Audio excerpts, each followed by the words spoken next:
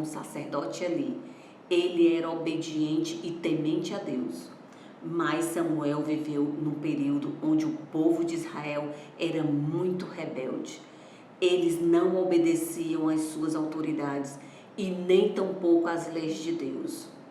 Adoravam deuses falsos, confiavam em estátuas feitas por mãos humanas, que não ouviam e nem falavam. Esqueceram que só existe um único Deus vivo e verdadeiro. Por isso, não eram abençoados, eram perseguidos e derrotados pelos filisteus. E depois, ainda culpava Deus pelo seu fracasso. Certo dia, os israelitas se prepararam para atacar os filisteus e tiveram uma péssima ideia: levar a Arca da Aliança para o campo de batalha sem consultar a Deus. Eles pensavam que a presença da arca lhes daria a vitória. O pior é que os filhos perversos do sacerdote Eli, Ofni e Finéias, carregariam a arca. Como seriam abençoados se o castigo de morte deles já estava determinado por Deus?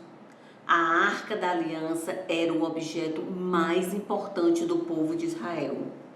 Ela era de madeira e toda coberta de ouro.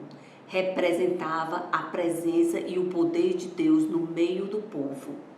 A arca ficava guardada num lugar especial no tabernáculo, chamado Santo dos Santos, e somente os levitas poderiam tirá-la do lugar. E vocês sabem o que aconteceu na guerra? Deus castigou Ofni e Finéias e os dois morreram. Os israelitas foram derrotados. Mais de 30.000 homens também morreram. A cidade de Siló e o tabernáculo foram destruídos.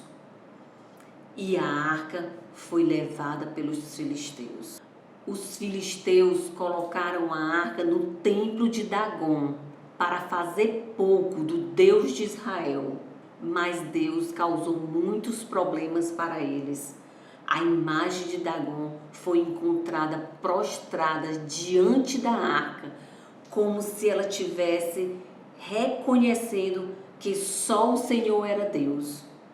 Deus também enviou uma peste que causou a morte de muitos filisteus. Depois de alguns meses, os filisteus perceberam que os seus problemas eram causados por causa da arca no meio deles e devolveram a arca para os israelitas.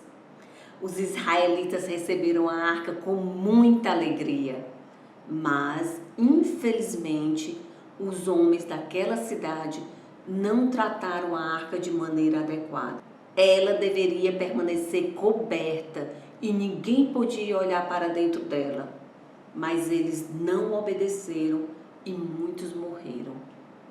O tabernáculo havia sido destruído, por isso a arca ficou guardada na casa de Abinadab por muitos anos. Samuel já era idoso, ele era juiz, sacerdote e profeta de Israel. Ele convocou o povo e disse que eles deveriam buscar a Deus de todo o coração. Os israelitas ouviram atentamente e fizeram tudo o que Samuel mandou. Se arrependeram de seus pecados e destruíram todos os seus ídolos. Samuel ofereceu um sacrifício a Deus e orou pelo povo. O Senhor ouviu a oração de Samuel e, estando ele ainda orando, os filisteus chegaram com muitos soldados para atacar os israelitas.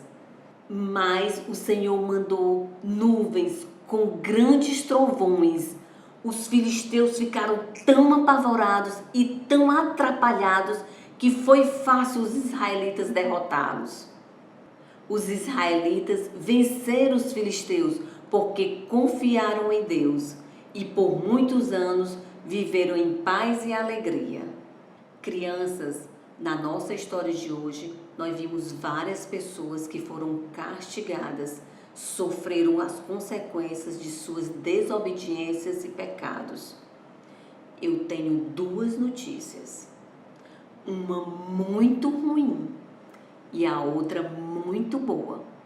A notícia muito ruim é que eu, você e todas as pessoas são pecadoras.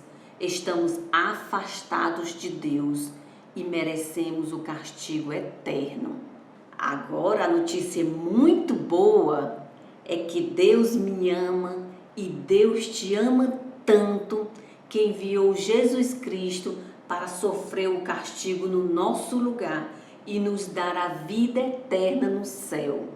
Olha o que a Bíblia diz em Romanos 5:8. Mas Deus prova o seu próprio amor para conosco, pelo fato de Cristo ter morrido por nós enquanto ainda éramos pecadores. Você entendeu? Então, baixe a cabeça, feche os olhinhos e ore comigo. Senhor Deus, eu sei que sou pecadora e mereço o castigo eterno. Eu acredito no teu grande amor por mim, que Jesus Cristo morreu na cruz no meu lugar. Perdoa os meus pecados e obrigado pela vida eterna no céu. Em nome de Jesus. Amém. Na nossa próxima conversa, vou contar a história de um novo período em Israel. Tchau, crianças! Um beijo e até lá!